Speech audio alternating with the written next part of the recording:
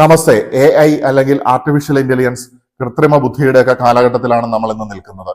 ഇത് എത്രത്തോളം ജോലികൾ ഇല്ലാതാക്കും അല്ലെങ്കിൽ എന്തൊക്കെ സാധ്യതകളാണ് ഇനി തുറന്നിടാനായിട്ട് പോകുന്നത് എന്നൊക്കെ ഉള്ളത് നമ്മൾ കണ്ടറിയേണ്ട കാര്യങ്ങളാണ്. എല്ലാവരും ഇതിനെക്കുറിച്ച് കേട്ടിട്ടുണ്ട്, പക്ഷെ വളരെ കുറച്ചുപേർ മാത്രമാണ് ഇതിനെക്കുറിച്ച് ആഴത്തിൽ മനസ്സിലാക്കിയിട്ടുള്ളൂ. എന്തു തന്നെയാണെങ്കിലും ഈ ഒരു സയന്റിഫിക് എറയിൽ നിൽക്കുന്ന സമയത്ത് പോലും ദൈവത്തിന്റെ കോപത്തിനെ കുറിച്ച് ആൾക്കാർ സംസാരിക്കുന്നത് നമുക്ക് സോഷ്യൽ മീഡിയയിൽ ഒക്കെ നോക്കിയിട്ടുണ്ട്, കാണാനായിട്ട് സാധിക്കും. എന്ന് വെച്ച് കഴിഞ്ഞിട്ടുണ്ടെങ്കിൽ കാട്ടുതീയുമായിട്ട് ബന്ധപ്പെട്ട വാർത്തകളൊക്കെ വരുന്ന സമയത്ത് അത് ദൈവത്തിന്റെ ശിക്ഷയാണ്, കോപമാണ് എന്നൊക്കെ പറയുന്നു. മറ്റൊരു സ്ഥലത്ത് യുദ്ധവുമായിട്ട് ബന്ധപ്പെട്ട് ആളുകൾ ഒരുപാട് ബുദ്ധിമുട്ടി. അപ്പൊ അതിന് പകരമായിട്ട് ദൈവം ഇപ്പുറത്ത് യുദ്ധത്തിൽ ചേരി ചേർന്നത് കൊണ്ട് ഇപ്പുറത്ത് ശിക്ഷ കൊടുക്കുകയാണ് എന്നൊക്കെയുള്ള രീതിയിലാണ് ചിലർ വ്യാഖ്യാനിച്ചുകൊണ്ടിരിക്കുന്നത്. ദൈവം എന്ന് പറയുന്നത് ഇങ്ങനെ നോക്കിയിരുന്ന് സാധാരണക്കാരൻ ഒരു വശത്ത് ദുരന്തം അനുഭവിച്ചതിന് വേറൊരു വശത്തെ സാധാരണക്കാരനെ ശിക്ഷിക്കുന്നതായിട്ടുള്ള ഒരു വ്യക്തിയാണോ ദൈവം, അല്ലെങ്കിൽ അങ്ങനെയുള്ള ഒരു ശക്തിയാണോ ദൈവം? അങ്ങനെയാണെങ്കിൽ അത് ദൈവമാണെന്ന് നമുക്ക് പറയാനായിട്ട് സാധിക്കില്ല. മറ്റെന്തോ നെഗറ്റീവായിട്ടുള്ള ഒരു ശക്തിയാണെന്ന് നമ്മൾ പറയേണ്ടതായിട്ട് വരും. അതായത് തെറ്റ് ചെയ്യുന്ന ആൾക്കാർക്ക് ശിക്ഷയില്ല. എവിടെയാണെങ്കിലും യുദ്ധം ഉണ്ടായാലും പ്രകൃതി ദുരന്തം ഉണ്ടായാലും ഒക്കെ സാധാരണക്കാരൻ അനുഭവിച്ചുകൊണ്ടിരിക്കുന്നു. അവിടെ എല്ലാ മതത്തിൽപ്പെട്ട ആളുകളും ഉണ്ടായിരിക്കും. ഏത് രാജ്യത്തായാലും ഏത് മതത്തിലായാലും മനുഷ്യൻ ഇത്തരത്തിലുള്ള ദുരന്തങ്ങൾക്ക് പാത്രമാകുന്നു, മരണപ്പെടുന്നു എന്നൊക്കെ പറയുന്ന സമയത്ത് നമുക്ക് ദുഃഖകരമായിട്ടുള്ള ഒരു കാര്യം തന്നെയാണ്. ഏതൊരു മനുഷ്യനും ദുഃഖം ഉണ്ടാക്കുന്നതായിട്ടുള്ള ഒരു കാര്യമാണ്. അവിടെ മതം കാണാനും ചിരിക്കാനായിട്ടും ഒക്കെ ഉള്ള മനസ്സുള്ളത് അങ്ങനെയുള്ള വ്യക്തികളുണ്ടെങ്കിൽ അവർ മനുഷ്യരാണോ എന്നുള്ളൊരു ചോദ്യമാണ് എനിക്ക് ഇവിടെ ഉന്നയിക്കാനായിട്ടുള്ളത്. അതവിടെ നിൽക്കട്ടെ. ഈ ഒരു സങ്കല്പത്തിൽ ദൈവത്തിനെ കുറിച്ചിട്ടുള്ള ഈ ഒരു വീക്ഷണം ഇന്ന് എല്ലാ മതത്തിലേക്കും നോക്കുന്ന സമയത്ത്, എസ്പെഷ്യലി പുതിയ കാലത്തേക്ക് വന്നതായിട്ടുള്ള മതങ്ങളിലാണ് കൂടുതൽ അഗ്രസീവായിട്ടുള്ള ദൈവത്തിനെ നമുക്ക് കാണാനായിട്ട് സാധിക്കുന്നത്. എന്നാൽ നമ്മൾ പ്രാചീന കാലത്തേക്ക് പോവുകയാണെങ്കിൽ വേദങ്ങളുടെ ഒക്കെ കാലഘട്ടത്തിൽ പോകുന്ന സമയത്താണ് നമുക്ക് ദൈവത്തിനെ കുറിച്ച് പഴയ കാലത്തെ ഏറ്റവും ഓൾഡസ്റ്റ് ആയിട്ടുള്ള സ്ക്രിപ്റ്റേഴ്സ് വഴിയുള്ള അറിവുകൾ നമുക്ക് കിട്ടുന്നത്. അങ്ങനെ പോകുന്ന സമയത്ത് വേദങ്ങളിലൂടെയും ഉപനിഷത്തുകളിലൂടെയും കടന്നു പോകുന്ന സമയത്ത് എനിക്ക് മനസ്സിലായിട്ടുള്ള ഒരു കാര്യം എന്ന് പറയുന്നത്, സെമിറ്റിക് റിലീജിയൻസ് അല്ലെങ്കിൽ എബ്രഹാം റിലീജിയൻസിന്റെ ഒക്കെ ടെസ്റ്റുകളിൽ ദൈവം അല്പം ശക്തനും അല്ലെങ്കിൽ ശിക്ഷിക്കുന്ന ഒരു ശക്തിയൊക്കെ ആയിട്ടാണ് നമുക്ക് കാണാനായിട്ട് സാധിക്കുന്നത്.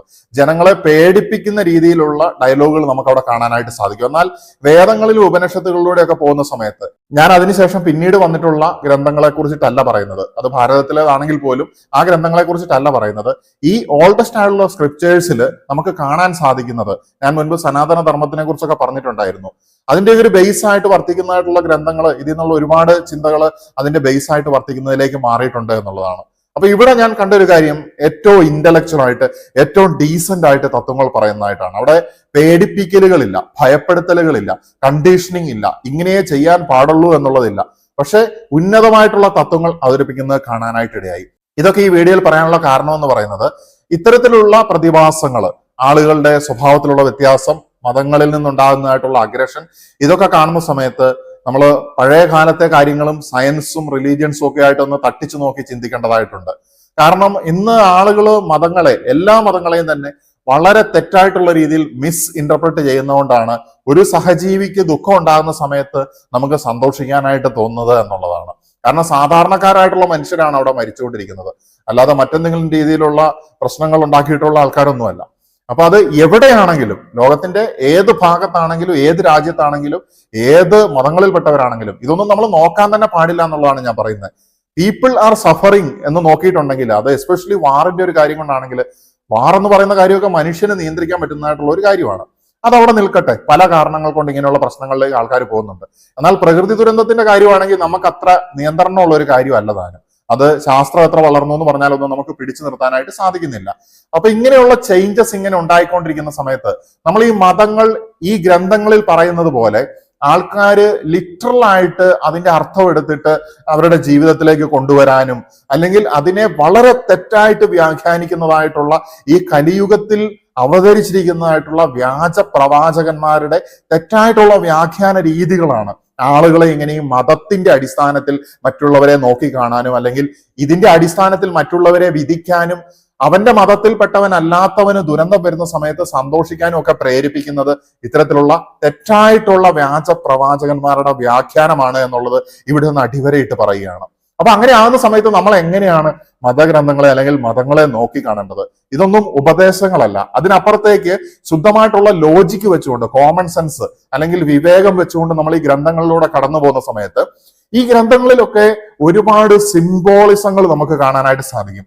ഒരുപാട് ഉപമകൾ നമുക്ക് കാണാനായിട്ട് സാധിക്കും. ഇപ്പൊ ഖുറാനിലേക്ക് വന്നിട്ടുണ്ടെങ്കിൽ ഖുറാനിൽ ഏറ്റവും കൂടുതൽ മിസ്ഇന്റർപ്രറ്റ് ചെയ്തതായിട്ടുള്ള ഒരു ഉപമ എന്ന് പറയുന്നത് പിളർത്തുക എന്നുള്ള വാക്കുകൊണ്ട് പറഞ്ഞിരിക്കുന്ന കാര്യമാണ്. ചന്ദ്രനെ പിളർത്തിയതും അല്ലെങ്കിൽ ഭൂമിയെ പിളർത്തി അങ്ങനെയൊക്കെയുള്ള കാര്യങ്ങൾ, ആകാശത്തിനെ പിളർത്തി എന്നൊക്കെ ചിലപ്പോൾ നമ്മൾ ഇങ്ങനെയുള്ള ഗ്രന്ഥങ്ങളിലൂടെ കടന്നു പോകുമ്പോൾ ചിലപ്പോൾ കാണാനുള്ള സാധ്യതയുണ്ട്.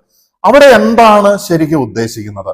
അവിടെ പിളർത്തുക എന്നുള്ള ഒരു ലിറ്ററൽ മീനിങ് അല്ല ഉദ്ദേശിക്കുന്നത്.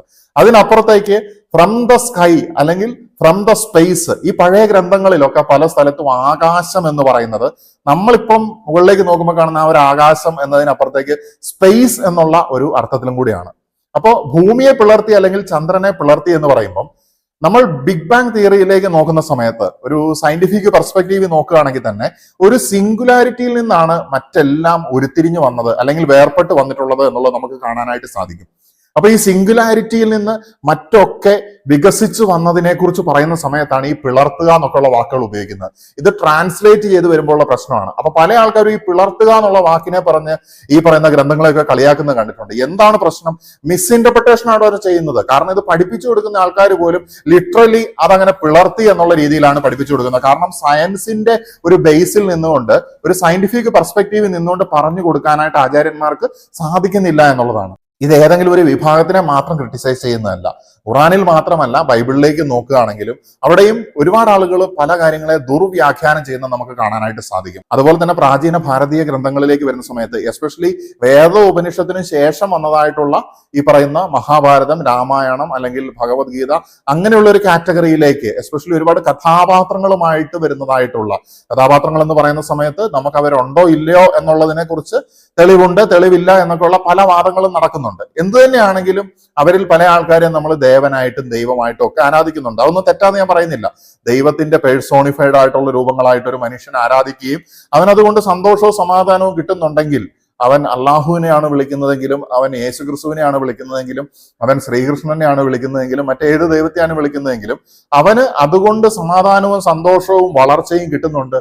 അവന്റെ കർമ്മം ചെയ്യാനായിട്ട് സാധിക്കുന്നുണ്ട്. അവന് മറ്റു മതത്തിൽപ്പെട്ടിട്ടുള്ള ആൾക്കാരെ സ്നേഹിക്കാനും ബഹുമാനിക്കാനായിട്ട് സാധിക്കുന്നുണ്ട് എന്നുണ്ടെങ്കിൽ അവന്റെ ദൈവസങ്കല്പം കൊണ്ട് വലിയ പ്രശ്നമൊന്നുമില്ല. പ്രശ്നം വരുന്നത് ദുർവ്യാഖ്യാനങ്ങൾ ചെയ്യുന്ന സമയത്താണ്, ലിറ്ററൽ മീനിങ്ങിലേക്ക് പോകുന്ന സമയത്താണ്, അക്രമത്തിനെയും അനീതിയെയും കുറിച്ച് പഠിപ്പിക്കുകയും അത് പറഞ്ഞു വരുത്തുകയും ചെയ്യുന്ന സമയത്താണ്, വർഗീയതയെക്കുറിച്ച് പറയുന്ന സമയത്താണ്, എന്റെ മതത്തിൽപ്പെട്ടവരല്ലാത്ത ആൾക്കാരൊക്കെ പ്രശ്നമാണ് എന്നുള്ള രീതിയിലുള്ള വ്യാഖ്യാനങ്ങൾ വരുന്ന സമയത്താണ്. ഇതിനെ മനുഷ്യൻ എഡ്യൂക്കേഷൻ കിട്ടുന്നതിനനുസരിച്ച് പൊട്ടിച്ചെറിഞ്ഞു പോകുമെന്നുള്ളതാണ്. അപ്പോൾ തന്നെ മനുഷ്യൻ കുറച്ചും കൂടെ ലിബറൽ ആയിട്ടുള്ള രൂപത്തിൽ മതഗ്രന്ഥങ്ങളെ വ്യാഖ്യാനിക്കാനായിട്ട് പഠിക്കും. അപ്പോ ഓരോ മതഗ്രന്ഥങ്ങളിലൂടെയുമുള്ള ദൈവസങ്കല്പം, old man in the sky, അവിടെ ഇരുന്നുകൊണ്ട് എല്ലാവരെയും ശിക്ഷിക്കുന്നതായിട്ടുള്ള അങ്ങനെ ഒരു സംഗതിയാണോ ദൈവം എന്ന് പറയുന്നത്? ഒരു പേഴ്സണാലിറ്റി ഉണ്ടോ? ഇപ്പൊ എനോക്കിന്റെ പുസ്തകത്തിലേക്കൊക്കെ പോയി കഴിഞ്ഞിട്ടുണ്ടെങ്കിൽ അദ്ദേഹം കണ്ടതായിട്ടുള്ള സ്വർഗത്തിന്റെ പല തലങ്ങളെ കുറിച്ചിട്ട് അതിൽ പറയുന്നുണ്ട്. അപ്പൊ ഈ ഓരോ തലത്തിലും ഇദ്ദേഹം കണ്ടു എന്ന് പറഞ്ഞ് എഴുതി പിടിപ്പിച്ചിരിക്കുന്ന കാര്യങ്ങളൊക്കെ അതുപോലെ ശരിക്കും ഉണ്ടോ? സ്വർഗീയമായിട്ടുള്ള ഒരു അവസ്ഥ എന്ന് പറയുന്നത് അങ്ങനെയാണോ? അല്ലെങ്കിൽ ഈ പറയുന്ന ഓരോ മതഗ്രന്ഥങ്ങൾ, ബൈബിൾ മാത്രമല്ല ഖുറാനിലാണെങ്കിലും അതുപോലെ തന്നെ ഹൈന്ദവ ഗ്രന്ഥങ്ങളിലേക്ക് വരികയാണെങ്കിൽ അവിടെയൊക്കെ ഈ സ്വർഗത്തിനെ കുറിച്ച് വിവരിക്കുന്ന നന്മ തിന്മകളുടെ രണ്ട് ശക്തികള്, രണ്ട് ചേരികള്, ശിക്ഷ, ഇതൊക്കെ ഉണ്ടോ എന്നൊക്കെ ചോദിച്ചു കഴിഞ്ഞാൽ നമ്മൾ ഇതിനെയൊക്കെ ഒരു സിംബോളിക് ആയിട്ടുള്ള റെപ്രസെന്റേഷൻസ് ആയിട്ട് വേണം കാണാനായിട്ട് എന്നുള്ളതാണ് എൻ്റെ അഭിപ്രായം എന്ന് പറയുന്നത്. ദൈവം എന്ന് പറയുന്നത് ഒരു സിംഗുലർ ആയിട്ടിരുന്നതായിട്ടുള്ള, സിംഗുലാരിറ്റിയിൽ നിന്നാണ് എല്ലാം ഉത്ഭവിച്ചിരിക്കുന്നത് എന്നുള്ളത് ഇപ്പോൾ സയൻസ് പോലും ശരിവെക്കുന്നതായിട്ടുള്ള ഒരു കാര്യമാണ്. അപ്പൊ അങ്ങനെ ആയിരുന്നിരിക്കുന്നതായിട്ടുള്ള ഒരു ശക്തി, ആ ശക്തിയെ ഞാൻ ഒരു എനർജി എന്നാണ് പറയാനായിട്ട് ആഗ്രഹിക്കുന്നത്. അപ്പൊ ഈ എനർജി സോഴ്സ് എന്ന് പറയുന്നത് അതാണ് എല്ലാത്തിന്റെയും മൂല കാരണം എന്ന് പറയുന്നത്. ഈ ആത്യന്തികമായിട്ടുള്ള ഈ ഊർജം എന്ന് പറയുന്നത്, ഇപ്പൊ സയൻസിലേക്ക് വരികയാണെങ്കിൽ നമുക്ക് യൂണിഫൈഡ് ഫീൽഡ് തിയറി എന്നുള്ള ഒരു കൺസെപ്റ്റ് കാണാനായിട്ട് സാധിക്കും. എങ്ങനെയാണ് ഖുറാൻ പോലുള്ള ഗ്രന്ഥങ്ങൾ ഇത്തരത്തിലുള്ള കാര്യങ്ങളെ ശരിവെക്കുന്നത്? എങ്ങനെയാണ് നമുക്ക് ഈ പറയുന്ന വേദങ്ങളിലേക്കും ഉപനിഷത്തുകളിലേക്കും പോകുന്ന സമയത്ത് ദൈവത്തിനെ കുറിച്ചും ഒറിജിൻ ഓഫ് ദ യൂണിവേഴ്സിനെ കുറിച്ചിട്ടുള്ള ഇൻസൈറ്റ്സ് നമുക്ക് ലഭിക്കുന്നത്? Old man in the sky, സ്വർഗ നരകങ്ങളുടെ പിതാവ്, ശിക്ഷിക്കാനും രക്ഷിക്കാനും ഇരിക്കുന്നവൻ എന്നുള്ള കുട്ടിക്കഥകളിലെ ആ ഒരു വീക്ഷണത്തിനപ്പുറത്തേക്ക് ഇന്റലക്ച്വൽ ആയിട്ടുള്ള ലെവലിൽ ദൈവത്തിനെ കാണുന്ന സമയത്താണ് നമുക്ക് ദൈവവുമായിട്ട് യഥാർത്ഥത്തിൽ അടുക്കാനായിട്ട് സാധിക്കുന്നത്. ദൈവത്തിനെ കുറിച്ച് നമുക്ക് കൂടുതൽ മനസ്സിലാക്കാനായിട്ട് സാധിക്കുന്നത്. നമ്മൾ നോളജിന്റെ പുറകെയല്ല, നമ്മൾ ജ്ഞാനത്തിന്റെ പുറകെയാണ് സഞ്ചരിച്ചുകൊണ്ടിരിക്കുന്നത്. അപ്പൊ ഈ ഓരോ ഗ്രന്ഥങ്ങളിലും എങ്ങനെയാണ് ദൈവത്തെക്കുറിച്ച് അല്ലെങ്കിൽ ഈ ഒറിജിൻ ഓഫ് ദ യൂണിവേഴ്സ് എന്ന് പറയുന്ന ഈ ഒരു കൺസെപ്റ്റിൽ ഫോക്കസ് ചെയ്ത് നോക്കുന്ന സമയത്ത് ഈ പറയുന്ന ഓരോ ഗ്രന്ഥങ്ങൾ, ഇൻക്ലൂഡിങ് ബൈബിൾ, അതുപോലെ തന്നെ വേദം, ഉപനിഷത്ത്, അതുപോലെ തന്നെ ഖുറാൻ, ഇതിലൊക്കെ എങ്ങനെയാണ് എനർജിയെ നോക്കിക്കാണുന്നത്? എങ്ങനെയാണ് ഈ കാര്യങ്ങളെ നമുക്ക് മോഡേൺ സയൻസുമായിട്ട് തട്ടിച്ചു നോക്കാനായിട്ട് സാധിക്കുന്നത്? അപ്പോൾ എല്ലാം ഞങ്ങളുടെ ഗ്രന്ഥത്തിൽ ഉണ്ട് എന്ന് പറഞ്ഞ് ഇത് ആൾക്കാർ വരുന്നു എന്നൊന്നും പറയണ്ട. കാരണം അങ്ങനെയുള്ള പറച്ചിലുകളൊക്കെ ഒരുപാട് ഞാൻ കേട്ടിട്ടുണ്ട്. എല്ലാ ഗ്രന്ഥങ്ങളിലും സയന്റിഫിക് ആയിട്ടുള്ള കാര്യങ്ങൾ പറഞ്ഞിട്ടുണ്ട്. നമ്മുടെ പൂർവ്വ പിതാമഹന്മാർ വെറും മണ്ടന്മാരൊന്നും ആയിരുന്നില്ല. അവർ ഒരുപാട് കാര്യങ്ങൾ ഇന്റലക്ച്വലി അനലൈസ് ചെയ്യുകയും പഠിക്കുകയും ഒബ്സർവ് ചെയ്യുകയും ചെയ്തിട്ട് തന്നെയാണ് പല കാര്യങ്ങളും സിംബോളിക് ആയിട്ടും അല്ലാതെയും എഴുതിയതും വരച്ചതും നിർമ്മിച്ചതും, ഇൻക്ലൂഡിങ് ഈജിപ്ഷ്യൻ പിരമിഡ് വരെയുള്ള കാര്യങ്ങൾ. അപ്പൊ ഒരുപാട് രൂപങ്ങൾ, ശില്പങ്ങൾ അല്ലെങ്കിൽ ശിലകളിൽ കൊത്തിവെച്ചതായിട്ടുള്ള രൂപങ്ങള്, എഴുത്തുകള്, എല്ലാ കാര്യങ്ങളും നമ്മൾ ഇന്ന് കണ്ടെടുത്തുകൊണ്ടിരിക്കുകയാണ്. അപ്പൊ ഈ ഗ്രന്ഥങ്ങളും അതിൽ നിന്ന് വിഭിന്നമല്ല. ഗ്രന്ഥങ്ങൾ പല ഭാഷകളിലൂടെ ട്രാൻസ്ലേറ്റ് ചെയ്തു വരികയും അല്ലെങ്കിൽ അതിനുള്ളിൽ കലർപ്പ് വന്നിട്ടില്ല എന്നൊന്നും ആർക്കും ഒരിക്കലും പറയാനായിട്ട് സാധിക്കില്ല. കാരണം അങ്ങനെ പറയുന്നുണ്ടെങ്കിൽ അത് അന്ധമായിട്ടുള്ള വിശ്വാസമാണ്. മനുഷ്യനെ സംബന്ധിച്ചിടത്തോളം ഞാൻ മനസ്സിലാക്കുന്ന എല്ലാ മതങ്ങളും പഠിപ്പിക്കുന്നത് വിശ്വസിക്കുക എന്നുള്ളതാണ്. മനുഷ്യനെ സംബന്ധിച്ചിടത്തോളം ഈ വിശ്വാസം എന്ന് പറയുന്നതാണ് പ്രശ്നം. ഈ വിശ്വാസം കട്ടിയായിട്ട് മാറും, അന്ധമായിട്ട് മാറുമ്പോൾ അതിനൊരു റീസൺ ഇല്ലാതെ വിശ്വസിക്കുന്ന സമയത്താണ് ഇത്തരത്തിലുള്ള ദുർവ്യാഖ്യാനങ്ങളും അടിമത്തം, മറ്റുള്ളവനെ വേർതിരിച്ച് കാണാനായിട്ടുള്ള നേച്ചർ, ഇതെല്ലാം ഡെവലപ്പായിട്ട് വരുന്നത് എന്നുള്ളത് നമ്മളൊന്ന് ഓർക്കുക തന്നെ വേണം. നമുക്ക് ആദ്യമായിട്ട് പ്രാചീന ഹിന്ദുയിസത്തിലേക്ക് പോകാം. അവിടെ വേദങ്ങൾ, ഉപനിഷത്തുകൾ, അതുപോലെ തന്നെ ഈവൻ ഗീതയായാലും മറ്റു ഗ്രന്ഥങ്ങളായാലും അതിലൂടെ ഒക്കെ പോകുമ്പോൾ നമുക്ക് കാണാൻ പറ്റുന്ന ഒരു 3 വാക്കുകളിലായിട്ട് കാണുന്ന ഒരു കൺസെപ്റ്റ് ഉണ്ട്. എനർജി അല്ലെങ്കിൽ പ്രാണ അല്ലെങ്കിൽ ശക്തി അല്ലെങ്കിൽ കുണ്ടലിനി. അപ്പൊ ഈ 3 സംഗതികളും ഒന്നായിട്ടുള്ള ഒരു ഊർജമാണ്. നമ്മുടെ ലൈഫ് ഫോഴ്സ് ആയിട്ട് വർക്ക് ചെയ്യുന്ന ഇതാണ്. അല്ലെങ്കിൽ എല്ലാത്തിനും കാരണമാകുന്നത്, സൃഷ്ടിക്ക് കാരണമാകുന്നതും അതുപോലെ തന്നെ ഈ എക്സിസ്റ്റൻസ് ഇങ്ങനെ നിലനിർത്താനും കാരണമാകുന്നത് ഈ ഒരു ഊർജമാണ് എന്നുള്ളത് നമുക്ക് വേദങ്ങളിലൂടെയും ഉപനിഷത്തുകളിലൂടെയും കടന്നു പോകുന്ന സമയത്ത് മനസ്സിലാക്കാനായിട്ട് സാധിക്കുന്നുണ്ട്. നമ്മൾ പ്രാചീന ഹിന്ദുയിസ്റ്റിക് ടെക്സ്റ്റുകളിലൂടെ കടന്നു പോകുന്ന സമയത്ത് കാണാനായിട്ട് സാധിക്കുന്ന ഒരു കാര്യം എന്ന് പറയുന്നത്, നമ്മൾ കാണുന്നതായിട്ടുള്ള എല്ലാം, all these are originated from the sky, അല്ലെങ്കിൽ ആകാശം എന്ന് പറയുന്ന ആ ഒരു സംഗതിയിൽ നിന്ന് വരുന്നതാണ്. നമ്മൾ ഇതിനെ സയന്റിഫിക്കലി നമ്മൾ ഒന്ന് ഇന്റലക്ച്വൽ ആയിട്ട് അനലൈസ് ചെയ്യാൻ മനസ്സിലാക്കാൻ സാധിക്കുന്നത് everything comes from the space എന്നാണ് മനസ്സിലാക്കാനായിട്ട് സാധിക്കുന്നത്. ക്വാണ്ടം ഫിസിക്സിന്റെ സ്പേസ് ടൈം ഫാബ്രിക് കൺസെപ്റ്റിന്റെ ഉള്ളിൽ വരുന്നതാണ് ഈ പറയുന്ന എവറിത്തിങ് ഒറിജിനേറ്റഡ് ഫ്രം സ്പേസ് എന്ന് പറയുന്ന ഈ ഒരു കൺസെപ്റ്റ് എന്ന് പറയുന്നത്.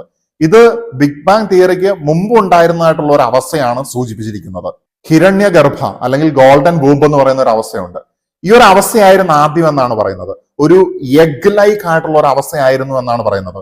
സുവർണ ഗർഭം അല്ലെങ്കിൽ ഗർഭപാത്രം എന്നൊക്കെ പറയുന്ന സമയത്ത്, സിംഗുലാരിറ്റിയുടെ കൺസെപ്റ്റിലേക്ക് വരുന്ന സമയത്ത്, നമ്മൾ ശിവലിംഗം പോലെയുള്ള ഷേപ്പുകളിലേക്ക് വരുന്ന സമയത്ത് ഈ ഒരു അവസ്ഥയിലായിരുന്നു ഈ ബിഗ് ബാങ്ങിന് മുൻപ് നമ്മളായിരിക്കുന്നതായിട്ടുള്ള ഈ പ്രപഞ്ചം ഉണ്ടായിരുന്നത് എന്നുള്ള ചില സയന്റിഫിക് വ്യൂ പോയിന്റ്സ് ഉണ്ട് എന്നുള്ളതാണ്.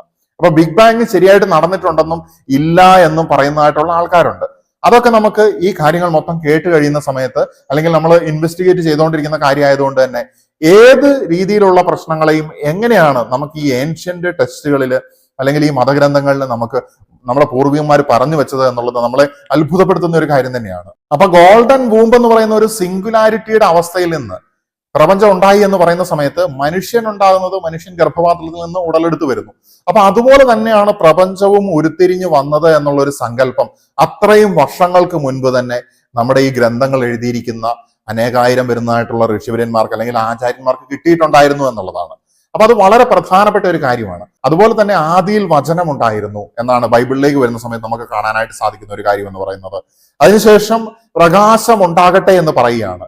അപ്പൊ ഒരു സഡൻ ആയിട്ടുള്ള ഒരു പ്രകാശത്തിന്റെ ഉത്ഭവം എന്ന് പറയുന്നത് ഒരു സഡൻ ആയിട്ടുള്ള ഒരു എനർജി റിലീസിനെ തന്നെയാണ് ഇൻഡിക്കേറ്റ് ചെയ്യുന്നത്.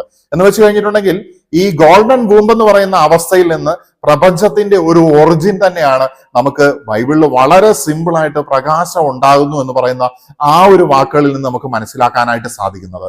ഇവിടെ പ്രകാശം എന്ന് പറയുന്നത് കേവല പ്രകാശം എന്ന് നമുക്ക് പറയാനായിട്ട് സാധിക്കില്ല. കാരണം ഈ പ്രകാശമല്ല അൾട്ടിമേറ്റ് ആയിട്ടുള്ള സംഗതി എന്ന് പറയുന്നത്.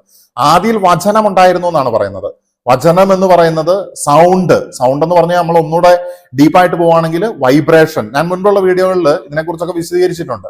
അപ്പൊ ഈ പറയുന്ന വൈബ്രേഷൻ എന്ന് പറയുന്ന തരംഗം എന്ന് പറയുന്ന ഫ്രീക്വൻസി എന്ന് പറയുന്ന ഈ ഒരു അവസ്ഥ എന്ന് പറയുന്നത് ഊർജവുമായിട്ട് ബന്ധപ്പെട്ടിട്ടുള്ള ഒരു സംഗതി തന്നെയാണ്. അപ്പൊ ഇത് തന്നെയാണ് പ്രാണ ഊർജം അല്ലെങ്കിൽ പ്രാണിക് ഊർജം. അതുപോലെ തന്നെ ഈ വചനം എന്ന് പറയുന്ന സമയത്ത് നമുക്ക് ഓംകാര ശബ്ദം എന്ന് പറയുന്നത്, അത് നമ്മുടെ ഭൂമിയുടെ തന്നെ ഒരു ശബ്ദമായിട്ടാണ് പറയുന്നത്. ഭൂമിയുടെ എന്നല്ല, പ്രപഞ്ചത്തിന്റെ തന്നെ ഒരു ശബ്ദമാണ്.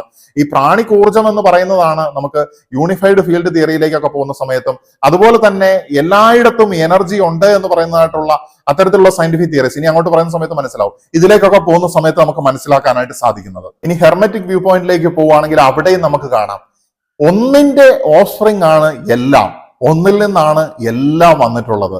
Us above so below, as within so without. ഹെർമറ്റിസത്തിലെ എല്ലാ പ്രിൻസിപ്പിളെ കുറിച്ചും മുൻപ് പല വീഡിയോകളിലായിട്ട് വിശദീകരിച്ചുകൊണ്ട് ഇവിടെ ഞാൻ കൂടുതലായിട്ട് പറയുന്നില്ല. അപ്പം ഹെർമെറ്റിക് വ്യൂ പോയിന്റ് നോക്കിയിട്ടുണ്ടെങ്കിൽ നമുക്ക് കാണാനായിട്ട് സാധിക്കുന്നത് ഒരു സിംഗുലാരിറ്റി എന്ന് പറയുന്ന കൺസെപ്റ്റിനെ അവിടെ ശരിവെക്കുന്നു എന്നുള്ളതാണ്. അപ്പൊ ഈ പറയുന്ന ദൈവം എന്ന് പറയുന്നത് ഏതെങ്കിലും ഒരു പേഴ്സോണിഫൈഡ് ആയിട്ടുള്ള ഒരു രൂപമല്ല, ഇറ്റ് ഈസ് ആൻ എനർജി എന്നുള്ളതാണ്. ഈ പറയുന്ന ഓംകാര ശബ്ദം അല്ലെങ്കിൽ ആ ഏറ്റവും ആദിയിലുണ്ടായിരുന്ന അന്ത്യത്തിലും ഉണ്ടായിരുന്ന ആദ്യ അന്തമൊക്കെ നമ്മുടെ മനുഷ്യ ബ്രെയിനിന്റെ സൃഷ്ടികളാണ്. അപ്പൊ എപ്പോഴും ഉള്ളതായിട്ടുള്ള ഈ ഒരു സംഗതി എന്ന് പറയുന്നത് അതാണ് ദൈവികമായിട്ടുള്ള ഊർജ്ജം എന്ന് പറയുന്നത്. അപ്പോൾ ദൈവത്തിനെതിരെയുള്ള പ്രവർത്തനം എന്ന് പറയുന്നത് ഈ ഊർജ്ജത്തിനൊരു ഫ്ലോ ഉണ്ട്, ഒരു എക്സ്പാൻഷൻ ഫ്ലോ ആണ്. അത് ഇനി പറയുന്ന കാര്യങ്ങൾ കേൾക്കുന്ന സമയത്ത് നമുക്ക് മനസ്സിലാക്കാനായിട്ട് സാധിക്കും. അപ്പൊ എന്ത് തന്നെയാണെങ്കിലും ഇപ്പൊ മനസ്സിലാക്കുക, ബൈബിളിലും അതുപോലെ തന്നെ ഹിന്ദുയിസത്തിലും അതുപോലെ തന്നെ ഹെർമറ്റിക് പ്രിൻസിപ്പിൾസിലേക്ക് നോക്കുകയാണെങ്കിൽ ഇവിടെയൊക്കെ സിംഗുലാരിറ്റിയിൽ നിന്ന് ഒറിജിൻ ചെയ്തതായിട്ടുള്ള ഒരു കൺസെപ്റ്റ് ആയിട്ടാണ് നമുക്ക് കാണാനായിട്ട് സാധിക്കുന്നത്. അതുപോലെ തന്നെ ബ്രഹ്മാവിന്റെ രാവും പകലും പോലെ തന്നെ സൃഷ്ടി, സംഹാരം ഇതിങ്ങനെ ആരംഭിക്കുകയും അവസാനിക്കുകയും ചെയ്യും. അപ്പൊ ഈ സിംഗുലാരിറ്റിയിൽ നിന്ന് ഒറിജിനേറ്റ് ചെയ്തു എന്ന് പറയുമ്പം അത് അൾട്ടിമേറ്റ് ആയിട്ടുള്ള ബിഗിനിങ് ആണ് എന്നുള്ളത് ഹിന്ദുയിസം സമ്മതിക്കുന്നില്ല. ഇതുപോലെ തന്നെയാണ് നമുക്ക് ബുദ്ധിസത്തിലേക്ക് പോകുന്ന സമയത്തും കാണാനായിട്ട് സാധിക്കുന്നത്. കാരണം ബുദ്ധിസത്തിൽ എല്ലാം സൈക്ലിക്കൽ നേച്ചറായിട്ടാണ് കാണുന്നത്. അതായത് ഒരു സിംഗുലാരിറ്റിയിൽ നിന്ന് ഒരു ബിഗ് ബാങ്ങിലൂടെയോ അല്ലെങ്കിൽ മറ്റെന്തെങ്കിലും ഒരു രീതിയിലോ ഒറിജിൻ സംഭവിച്ചിട്ടുണ്ടെങ്കിൽ ആ ഒറിജിന് ഒരു കാലം കഴിയുന്ന സമയത്ത് ഒരു കൊളാപ്സ് ഉണ്ടാകുന്നതാണ് നമുക്ക് ബുദ്ധിസത്തിൽ നോക്കുമ്പോൾ കാണാനായിട്ട് സാധിക്കുന്നത്. ഇത് ഹിന്ദുയിസവും ശരിവെക്കുന്നത് നമുക്ക് കാണാനായിട്ട് സാധിക്കും. ബുദ്ധിസത്തില് സൈക്ലിക്കൽ നേച്ചർ അതുപോലെ തന്നെ പുനഃസൃഷ്ടി തുടങ്ങിയ കാര്യങ്ങളെ വളരെ വ്യക്തമായിട്ട് പറയുന്നുണ്ട് എന്നുള്ളതാണ്. അതുപോലെ തന്നെ ആക്ഷൻ അല്ലെങ്കിൽ കർമ്മം എന്ന് പറയുന്നത് എനർജിയാണ് എന്നാണ് പറയുന്നത്. എല്ലാം ഈ പ്രാപഞ്ചിക എനർജിയുടെ നടപടികളായിട്ടാണ് ബുദ്ധിസത്തിൽ കാണുന്നത് എന്നുള്ളതാണ്. അതുപോലെ തന്നെ കർമ്മ, ആക്ഷൻ തുടങ്ങിയ കാര്യങ്ങൾക്കൊക്കെ ബുദ്ധിസം വളരെ പ്രാധാന്യം കൊടുക്കുന്നുണ്ട് എന്നുള്ളതും നമ്മൾ ഈ അവസരത്തിൽ മനസ്സിലാക്കേണ്ട ഒരു കാര്യമാണ്. Law of conservation of energy എന്ന് പറയുന്ന സങ്കല്പത്തിനെ വളരെയധികം കൂട്ടുപിടിച്ചിട്ടുള്ള ഒരു തത്വശാസ്ത്രം അല്ലെങ്കിൽ ഒരു സംഹിതയാണ് ബുദ്ധിസം എന്ന് നമ്മൾ മനസ്സിലാക്കേണ്ടിയിരിക്കുന്നു. എന്ന് വെച്ച് കഴിഞ്ഞിട്ടുണ്ടെങ്കിൽ കർമ്മം അല്ലെങ്കിൽ ആക്ഷൻ, എനർജി എന്ന് പറയുമ്പോൾ ഇത് ഹൈന്ദവ ഗ്രന്ഥങ്ങളിലേക്ക് പോയി കഴിഞ്ഞിട്ടുണ്ടെങ്കിൽ നമുക്ക് മനസ്സിലാക്കാനായിട്ട് സാധിക്കും ഈ എനർജിയെ വേറൊരു അവസ്ഥയിലേക്ക് മാറ്റിയാലും അതിനെ നശിപ്പിക്കാനായിട്ട് സാധിക്കില്ല എന്നുള്ളത്. കൺസർവേഷൻ ഓഫ് എനർജി എന്ന് പറയുന്ന ഈ ഒരു കൺസെപ്റ്റ് സയൻസ് ശരിവെച്ചിട്ടുള്ളതാണ് എന്നുള്ളത് നമുക്ക് അറിയാവുന്ന കാര്യമാണ്. അപ്പൊ ബുദ്ധിസത്തിൽ പറയുന്നതാണെങ്കിലും ഹിന്ദുസത്തിൽ പറയുന്നതാണെങ്കിലും ഇതൊരു സീരീസ് ആയിട്ട് ഇങ്ങനെ നടന്നുകൊണ്ടിരിക്കുകയാണ് എന്നുള്ളതാണ് നമ്മൾ മനസ്സിലാക്കേണ്ട ഒരു കാര്യം എന്ന് പറയുന്നത്. അപ്പൊ നമ്മൾ ചെറിയ മനുഷ്യന്മാരും ഈ വലിയ ദൈവവും തമ്മിൽ എന്താണ് ബന്ധം എന്ന് ചോദിച്ചിട്ടുണ്ടെങ്കിൽ ഏറ്റവും ഡെവലപ്ഡ് ആയിട്ടുള്ള ബ്രെയിൻ ഉള്ളതായിട്ടുള്ള ഒരു അവസ്ഥ എന്ന് പറയുന്നത് അല്ലെങ്കിൽ ഏറ്റവും ഈ കാര്യങ്ങളൊക്കെ ആഴത്തിൽ ചിന്തിക്കാനും വിഭാവനം ചെയ്യാനുമായിട്ട് സാധിക്കുന്ന ഒരു അവസ്ഥ എന്ന് പറയുന്നത് ചെറുതായിട്ടുള്ള ഒരു കാര്യമല്ല. കാരണം നമുക്ക് മറ്റ് ജീവജാലങ്ങളിൽ നിന്ന് വിഭിന്നമായിട്ട് ലഭിച്ചിരിക്കുന്ന ഒരു കഴിവ് എന്ന് പറയുന്നത് നമ്മളായിരിക്കുന്ന മാറ്റർ, നമ്മുടെ ഭൗതിക ശരീരത്തിലെ നമ്മുടെ ബ്രെയിൻ ഉപയോഗിച്ചുകൊണ്ട് തന്നെ നമ്മുടെ യൂണിവേഴ്സുമായിട്ടുള്ള അതിന്റെ അലൈൻഡ് ആയിട്ടിരിക്കുന്ന അല്ലെങ്കിൽ പ്രപഞ്ചവുമായിട്ട് ഒന്നായിട്ടിരിക്കുന്ന അതിന്റെ അവസ്ഥയെ നമുക്ക് കണ്ടെത്താനായിട്ട് സാധിക്കുകയാണ്. അത് ബ്രെയിൻ ഫുള്ളി ഫങ്ഷനിങ് ആകുന്ന സമയത്ത് നമുക്കത് സാധ്യമാവുള്ളൂ. അതുകൊണ്ടാണ് ചക്ര സിസ്റ്റത്തിലൂടെയും അല്ലെങ്കിൽ യോഗയിൽ കൂടെയൊക്കെ മനസ്സും ശരീരവും ഫുള്ളി പവർഫുൾ ആയിട്ട് കൊണ്ടുവരുന്നതായിട്ടുള്ള ഒരവസ്ഥയിലാണ് ഈ ഊർജം അല്ലെങ്കിൽ നമ്മുടെ തലച്ചോറ് തന്നെ തിരിച്ചറിയുകയാണ്, നമ്മുടെ ഈ മാറ്റർ തന്നെ തിരിച്ചറിയുകയാണ് ഈ പ്രപഞ്ചത്തിലെ എല്ലാ മാറ്ററും നമ്മളും ഒന്നാണ് എന്ന് പറയുന്നതായിട്ടുള്ള ഒരു അവസ്ഥ എന്ന് പറയുന്നത്. അപ്പൊ നമ്മുടെ ബോധം എന്ന് പറയുന്നതാണ് ഇവിടെ നമ്മുടെ ഈ മാറ്ററിന്റെ അപ്പുറത്തേക്കുള്ള ഒരു സംഗതി എന്ന് പറയുന്നത്. ദ കോൺഷ്യസ്നെസ് അണ്ടർസ്റ്റാൻഡിങ് ഇറ്റ്സെൽഫ് എന്ന് നമുക്ക് പറയാനായിട്ട് സാധിക്കും. മാറ്ററിനെ തന്നെ തിരിച്ചറിയുകയാണ്. അപ്പൊ നമ്മൾ മനുഷ്യനിലേക്ക് വരുന്ന സമയത്ത് നമ്മളാകുന്ന ഈ മാറ്റർ എന്ന് പറയുന്നത് അല്ലെങ്കിൽ നമ്മളാകുന്ന ഈ പറയുന്ന ഭൗതികമായിട്ടുള്ള അവസ്ഥ കോൺഷ്യസ്നെസ് ഉപയോഗിച്ചുകൊണ്ട് ആ അവസ്ഥയെക്കുറിച്ച് തന്നെ മനസ്സിലാക്കുകയാണ് എന്നും നമുക്ക് പറയാനായിട്ട് സാധിക്കും. അദ്വൈത ഫിലോസഫിയിലേക്കൊക്കെ വരുന്ന സമയത്ത് ഓൾ ഈസ് ഗോഡ് എന്ന് പറയുന്ന സങ്കല്പവുമായിട്ട് ഇത് കണക്ട് ചെയ്ത് നോക്കാവുന്നതാണ്. അപ്പൊ ചില ആളുകൾ ഇതിനെ എങ്ങനെയാണ് വ്യാഖ്യാനിക്കുന്നത്? ഇത്തരത്തിലുള്ള ചിന്താരീതികൾ പാന്തയിസമാണ് അല്ലെങ്കിൽ എല്ലാ സംഗതികളെയും ദൈവമായിട്ട് ആരാധിക്കാനായിട്ട് പഠിപ്പിക്കുന്ന സംഹിതകളാണ് എന്നൊക്കെ പറഞ്ഞുകൊണ്ട് ചില സെമിറ്റിക് റിലീജിയൻസ് അല്ലെങ്കിൽ എബ്രഹാമിക് റിലീജിയൻസ് ഒക്കെ ഇതിനെ നിരാകരിക്കുന്നത് കാണാം. കാരണം ഈ റിലീജിയൻസ് എഴുതിയ ആൾക്കാർക്കല്ല, ഈ റിലീജിയസ് ഗ്രന്ഥങ്ങൾ എഴുതിയ ആൾക്കാർക്കല്ല, ഇത് വായിക്കുന്ന അല്ലെങ്കിൽ ഇതിനെ പല രീതിയിൽ ഇന്റർപ്രറ്റ് ചെയ്ത് പഠിപ്പിക്കാനായിട്ട് ഇറങ്ങിയിരിക്കുന്നവന്മാർക്ക് ഈ കാര്യം മനസ്സിലായിട്ടില്ല എന്നുള്ളതാണ്. അപ്പൊ ഇത്രയും ഗ്രേറ്റസ്റ്റ് ആയിട്ടുള്ള ഒരു തത്വം മനസ്സിലാക്കണമെന്നുണ്ടെങ്കിൽ അത് സാധാരണക്കാർക്ക് സാധിക്കുമോ എന്നുള്ളത് സംശയമാണ്. ഇപ്പൊ ഈ കാര്യങ്ങൾ ഞാൻ പറയുന്ന സമയത്ത് ഇത് കേൾക്കുമ്പോൾ എല്ലാവർക്കും മനസ്സിലാവുമോ എന്നുള്ളത് എനിക്കറിയില്ല, കാരണം അത്രയും കോംപ്ലിക്കേറ്റഡ് ആണ്. പക്ഷേ നിങ്ങളിത് കേൾക്കുന്നുണ്ടെങ്കിൽ നിങ്ങൾക്ക് തീർച്ചയായിട്ടും അതിലൊരു വിഭാഗത മനസ്സിലാക്കും.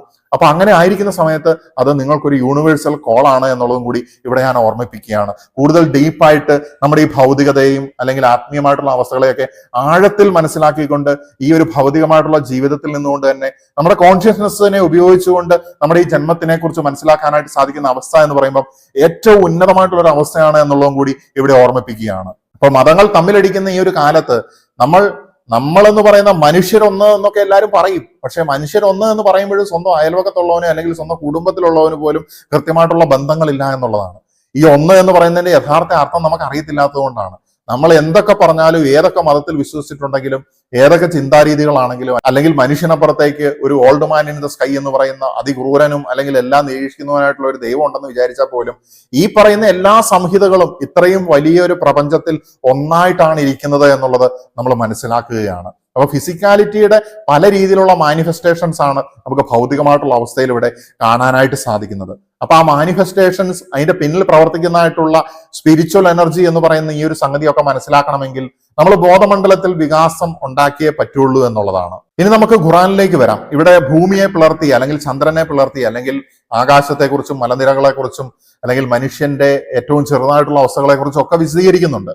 അപ്പൊ നമ്മൾ ഇതിനെ എങ്ങനെയാണ് വ്യാഖ്യാനിക്കേണ്ടത്? ഇവിടെ പിളർത്തുക എന്നുള്ളത് കൊണ്ട് ഉദ്ദേശിക്കുന്നത് സിംഗുലാരിറ്റിയിൽ നിന്ന് മറ്റു കാര്യങ്ങളെ അടർത്തിയെടുക്കുക എന്ന് പറയുന്ന സമയത്ത് ബിഗ് ബാങ് തന്നെയാണ് ഉദ്ദേശിക്കുന്നത് എന്നുള്ളതാണ്. അപ്പൊ ഈ മറ്റു ഗ്രന്ഥങ്ങളിൽ നിന്ന് പറഞ്ഞതുപോലെ തന്നെ ഖുറാനിൽ അഡീഷണൽ ആയിട്ട് ഒരു കാര്യവും കൂടെ ആഡ് ചെയ്തിട്ടുണ്ട്. എന്ന് വെച്ച് കഴിഞ്ഞിട്ടുണ്ടെങ്കിൽ എക്സ്പാൻഷൻ ഓഫ് യൂണിവേഴ്സ്. പ്രപഞ്ചം സദാസമയം വികസിച്ചുകൊണ്ടിരിക്കുകയാണ് എന്നുള്ളത് നമ്മൾ സയന്റിഫിക്കലി നമുക്കറിയാവുന്ന ഒരു കാര്യമാണ്. ഈ ഒരു കാര്യം വളരെ സ്പെസിഫിക് ആയിട്ട് ഒരു സിംഗിൾ ലൈനിൽ കൂടെ ഖുറാനിലൂടെ കൺവേ ചെയ്യുന്നുണ്ട് എന്നുള്ളതാണ്.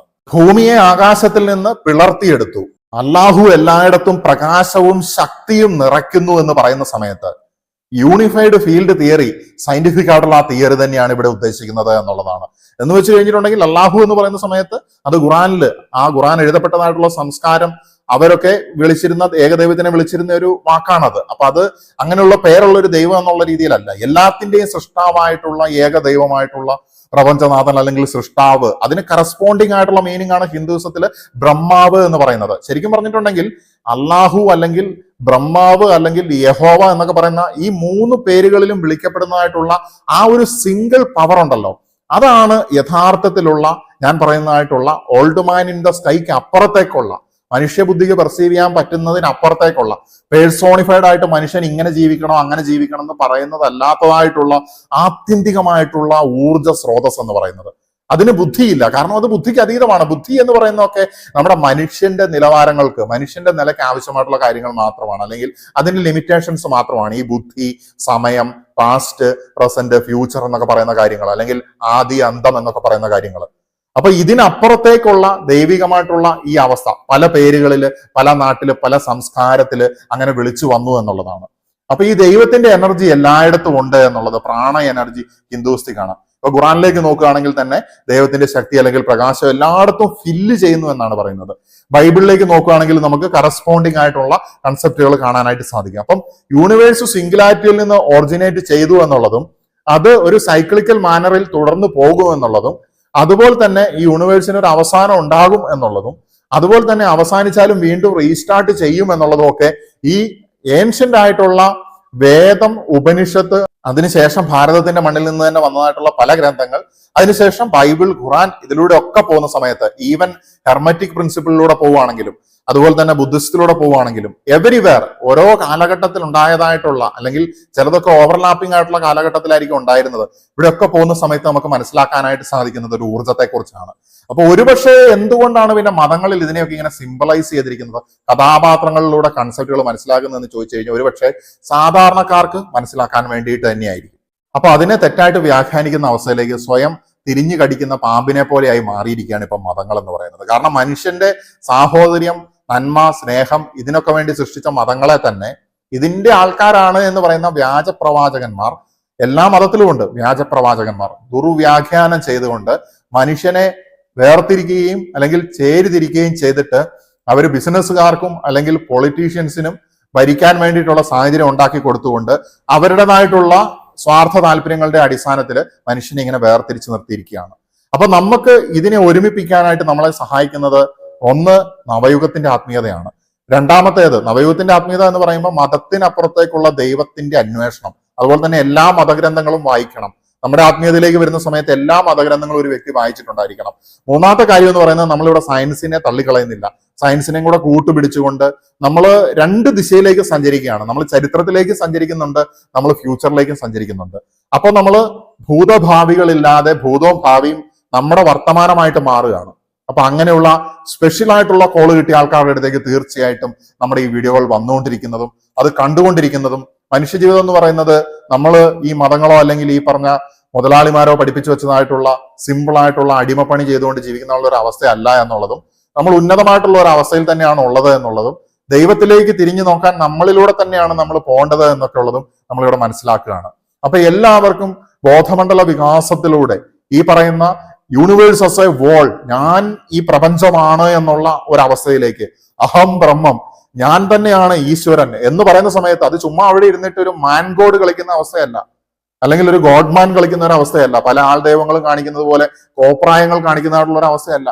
This is beyond. മനുഷ്യന്റെ പ്രവർത്തനങ്ങളുടെ അപ്പുറത്തേക്കാണ്, മനുഷ്യന്റെ റിച്വൽസിന്റെ അപ്പുറത്തേക്കാണ്, മനുഷ്യന്റെ മതങ്ങളുടെ അപ്പുറത്തേക്കാണ്, എല്ലാത്തിന്റെ അപ്പുറത്തേക്കാണ്. ഇവിടെ അക്രമമില്ല, അനീതിയില്ല, ശാന്തി മാത്രം കാക്ഷിക്കുന്നു. എന്താണോ സൈക്ലിക്കലി നടക്കുന്നത്, ദൈവത്തിൻ്റെതായിട്ടുള്ള ഊർജത്തിന്റെ മാനിഫെസ്റ്റേഷൻ എതിര് നിൽക്കാതെ, നമ്മുടെ ഈ ഭൗതികമായിട്ടുള്ള മാറ്റർ അതിനെതിര് നിൽക്കാതെ അതിന്റെ ഫ്ലോയ്ക്ക് അനുസരിച്ച് പോകുന്ന സമയത്ത് ഓരോ മനുഷ്യനും ശാന്തിയിലും സമാധാനത്തിലേക്കും എത്തുന്നു എന്നുള്ളതാണ്. അപ്പൊ നമ്മുടെ കർമ്മ പൂർത്തീകരണത്തിലൂടെ നമുക്ക് ജ്ഞാനോദയത്തിലേക്കും ബോധമണ്ഡല വികാസത്തിലൂടെ ഉന്നതമായിട്ടുള്ള വിജയത്തിലേക്കും എത്താനായിട്ട് സാധിക്കട്ടെ എന്ന് ആശംസിച്ചുകൊണ്ട്, അതുപോലെ തന്നെ നിങ്ങളുടെ വീക്ഷണങ്ങളും കൂടി പങ്കുവെക്കുക എന്ന് അഭ്യർത്ഥിച്ചുകൊണ്ട് തൽക്കാലത്തേക്ക് നിർത്തുകയാണ്. നമസ്തേ.